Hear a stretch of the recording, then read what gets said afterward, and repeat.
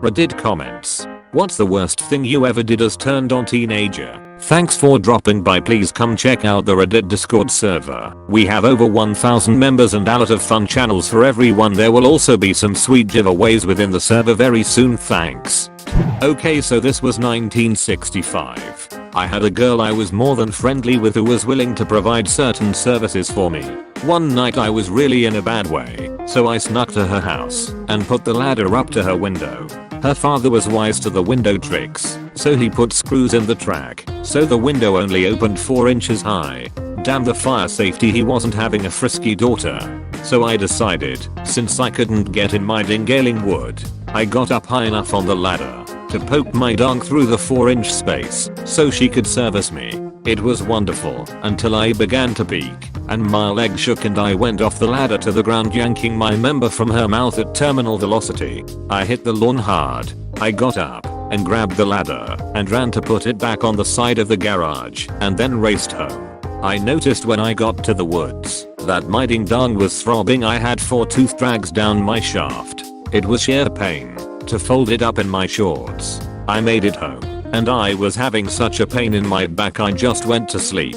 I woke up the next day and was black and blue all over my back. I had broken a rib. I couldn't take the pain anymore, so I went to my dad and told him the whole story. He didn't say a word and gave me a few pain pills and told my mom he was taking me to the market with him the next day so I could help load trucks. We instead snuck off to the doctor and got me x-rayed and fixed up.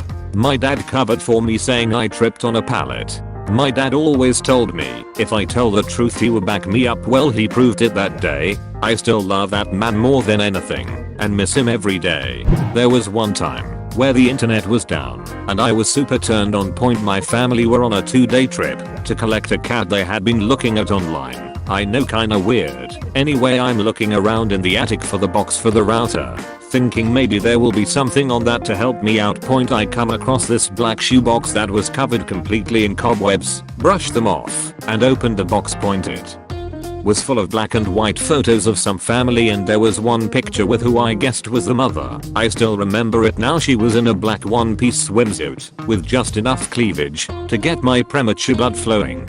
I beat it to it like twice up in the attic. 18-year-olds have quick revival skills and brought it downstairs. I left it in my locker for future use and basically forget about it. Point, fast forward 2 weeks later and I'm sitting in my room. My mom walks in and asks do I have the remote for the stereo. I was busy playing video games and basically shrugged her off, so she takes it upon herself to look through my lockers. I don't even realize she's doing this, but I turn around and sure enough she's found the darn family inspired vintage stimuli.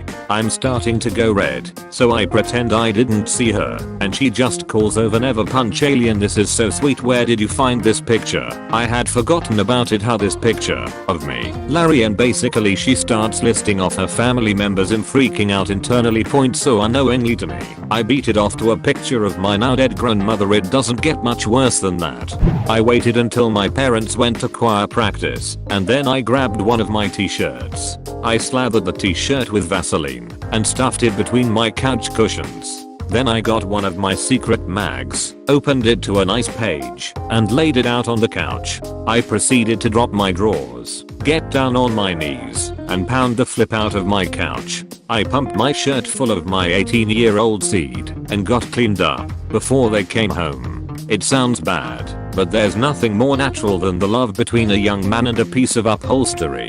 Why would they build so much furniture with kneeling ding dang height crevices if they didn't want you to stick your staff in it? To set the scene, I was 18, living at home with my family. My room was the top floor of a tall house. There were 3 floors below me. For the past few weeks I've been texting this girl I met. After having a few dates she finally comes back to my house one night. She texted her parents my address, asking to be picked up later that night. My parents are watching TV on the ground floor, but we escaped up many flights of stairs to my room. Officially, this was to hang out, but my parents are pretty liberal and in all likelihood knew our intentions were far more sinful. So we started watching TV, eventually getting closer, exchanging glances. Apollo 13 was on. Tom Hanks was lifting off and so was I. One thing I should point out is that this girl was properly filthy. This was not something I was particularly aware of before this night. Mid-movie, she decides to migrate from the sofa to my bed and slyly claim, "I bet you can't get me off here." In an ironic twist of fate, as everything starts to go wrong for Jim Lovell and his crew, everything seems to be going right for the first time in my boning life. A few minutes of playful wrestling turned into lip biting, then kissing for a while, and then both of our hands started to move further south. The next 15 minutes of Apollo 13 were a bit of a haze for me. Out of nowhere there is a distinct bang and slight vibration moving up my house. The front door has been opened. There are muffled voices from the ground floor. We both freeze. My fingers have stopped mid-entry. We decided prudent to go downstairs and investigate what's going on. The voices in the hallway get clearer, our footsteps get louder and our presence is known. No going back now. I step down the final few stairs, the girl following behind. Slowly from the legs up these talking figures are increasingly unveiled. It's her parents. It's her parents who came to pick her up. Her parents who I have never met, now talking to my parents, as if arranging some kind of awkward marriage proposal as in the days of yore. Her mother locks eyes at me, reaches out an outstretched hand to shake mine. My eyes widen open, my jaw drops as I begin to realize I have had no opportunity to wash my hands. The adrenaline resumes pumping, and the shock begins to set in. My arm hasn't received this message though, as almost through reflex my dominant hand begins to move towards her mother's. Our hands clasp together for the most moist, uncomfortable, horrific handshake that I will never forget. This will be buried, and that's probably a good thing. Here it goes. My upstairs bedroom had no door. Just an open wall with stairs to the first floor. Anyways, one night my dad was downstairs with his then wife and her kids, in the living room, which was right below my room.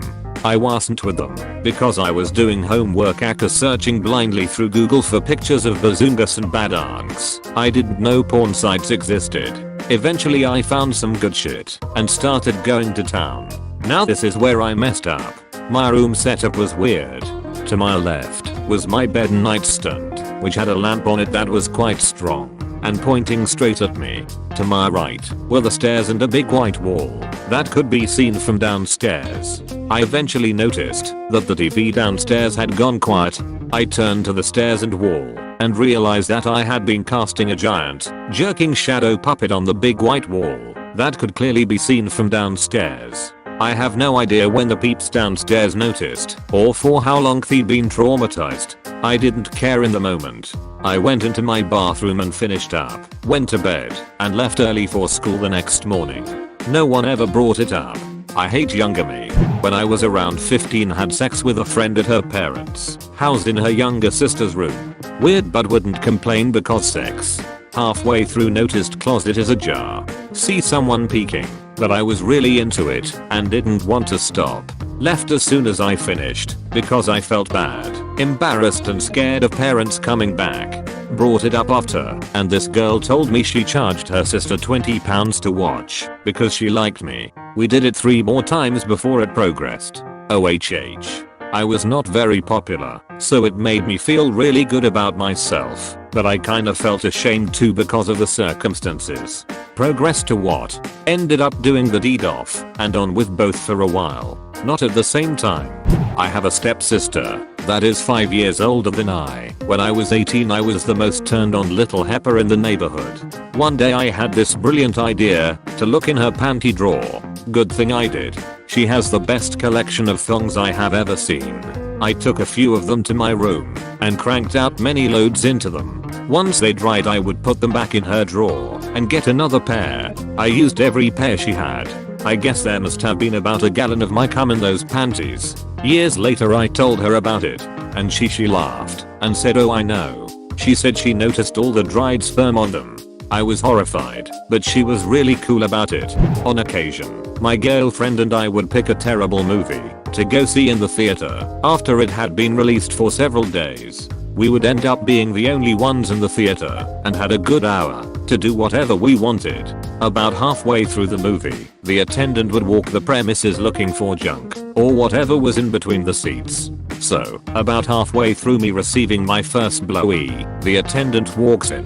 He shines his stupid flashlight across the theater until it lights us up. My girlfriend and I froze like deer caught in the headlights. Mid-BJ. That poor attendant just stood there for a second and looked at us until my GF decided to flip him off and continue slobbing my knob. He shook his head, turned off the torch, and made his exit. For the rest of the movie nobody bothered us. When the movie was over, upon exiting, I looked over the counter at him in the lobby, gave the guy a thumbs up and a big smile, then left the building. Thanks for dropping by. Please come check out the Reddit Discord server. We have over 1000 members and a lot of fun channels for everyone. There will also be some sweet giveaways within the server very soon. Thanks.